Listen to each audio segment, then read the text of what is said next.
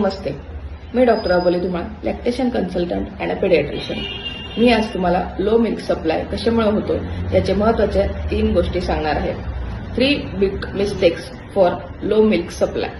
Milk supply down कशामुळे होतं त्याची फर्स्ट थिंग आहे बेबी पोझिशनिंग.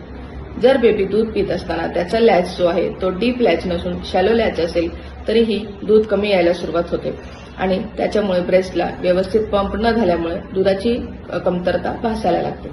सेकंड थिंग आहे फ्रिक्वेंट फिडिंग. जर फिडिंगची फ्रिक्वेन्सी कमी प्रमाणात होत असेल किंवा 2 ब्रेस्ट फिडिंगमध्ये इंटरव्हल किंवा गॅप हा फार मोठा राहत असेल तरीही बाळाच्या आईचे दूध कमी होऊ शकते. थर्ड थिंग आहे स्ट्रेस लेवल.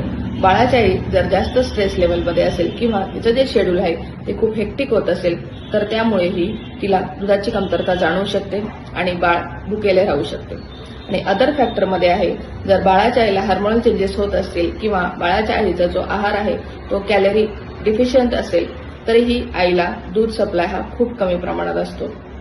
ह्या सगळ्या गोष्टी जर टाळायच्या असतील आणि जर बाळाला तुमचे दूध पुरेसे मिळावे अशी तुमची इच्छा असेल आणि 7 दिवसाच्या आत मिल्क सप्लाय वाढावा असं तुम्हाला वाटत असेल तर त्वरित खाली दिलेल्या नंबरवर संपर्क करा आणि तुम्ही वेळेत अपॉइंटमेंट घेऊन माझ्याकडे कन्सल्ट करा.